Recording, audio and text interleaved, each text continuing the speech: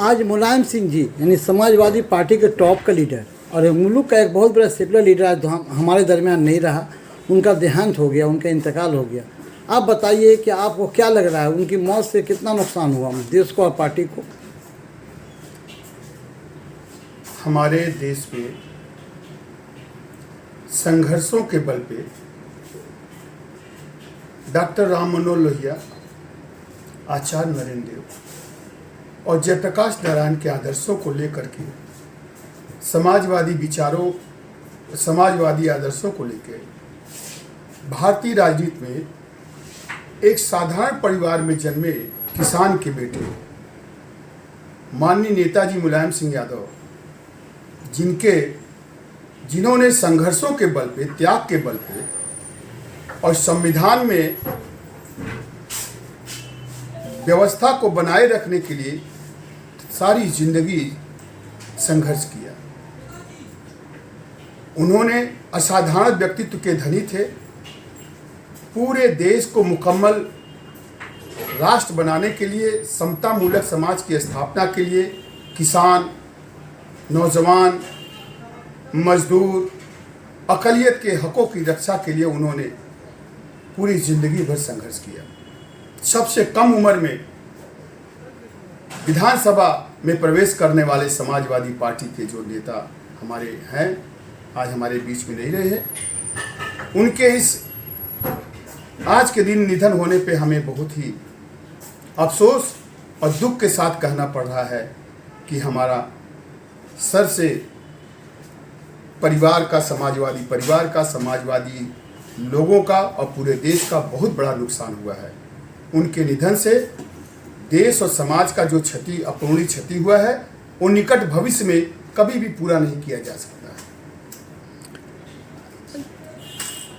अभी जो हालात है मुल्क के, उसमें मुलायम सिंह जी का जो पैगाम थे कि सेकुलरिज्म का पैगाम, क्या पार्टी में अब इस तरह हो पाएगा? 2024 के इलेक्शन को आप किस निगाह से देख रहे हैं? सांप्रदायिक पार्टी जैसे बीजेपी को लोग कहते हैं, उसको कैसे हराया जाए सेंट्रल से?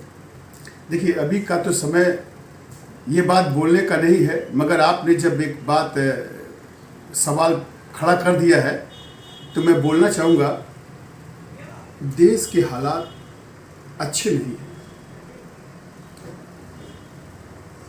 भारतीय जनता पार्टी जो दिल्ली की सरकार है, इन्होंने बेरोजगारी, महंगाई को इस हिसाब से खड़ा कर दिया है कि अपने ही देश में हम गैरों के मोहताज हो गए।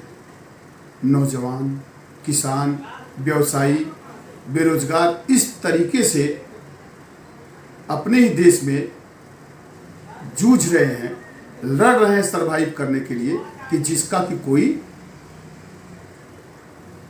ये नहीं है कि ऐसी स्थिति में सरकार का कोई रोल नहीं है, सरकार का कोई मदद नहीं है। ये सारी बातें 2024 की लोकसभा चुनाव में अगर हम जितने भी विरोधी पार्टी है, अपोजिशन पार्टी हैं, ये तय कर ले, खास करके कांग्रेस को तय करना है और समाजवादी पार्टी के हमारे नेता, राष्ट्रीय अध्यक्ष माननीय अखिलेश जी, वो जो फैसला करेंगे वो हम सबों को मंजूर है। वो हर कुर्बानी देने के लिए तैयार हैं कि भारतीय जनता पार्टी को किस तरीके से केंद्र में हटाया जाए, मगर कांग्रेस पार्टी को भी, जो सबसे बड़ी पार्टी है इस देश की, उसको भी तय करना पड़ेगा कि हमें क्षेत्रीय पार्टियों को सम्मान और उनका अधिकार दे करके मिला करके चले और केंद्र में जो है यूपीए की सरकार बने। इसके लिए 1 बाय 1 उम्मीदवार, 1 बाय 1 कैंडिडेट भाजपा के खिलाफ में विरोधी पक्ष से एक उम्मीदवार खड़ा होगा तो भाजपा को मैं मानता हूं सफाया होना तय है। क्योंकि आज भी भाजपा को, भारतीय जनता पार्टी को, सांप्रदायिक पार्टी जिसको हम लोग कहते हैं, फसाद पार्टी करते हैं, दंगाई पार्टी कहते हैं, आज भी उनको जो वोट मिला है वो माइनॉरिटी का वोट, मेजोरिटी में वो सरकार मेजोरिटी में है, लेकिन वोट उनको अपोजिशन से, विरोधी पार्टी से कम मिला है। विरोधी पार्टी का वोट आज भी 60% है। अगर ये 60% वोट हमारा एक जगह हो जाए तो भारतीय जनता पार्टी सांप्रदायिक पार्टी कहीं की नहीं रह जाएगी। ऐसे में हम लोगों को दिमाग से, दिल से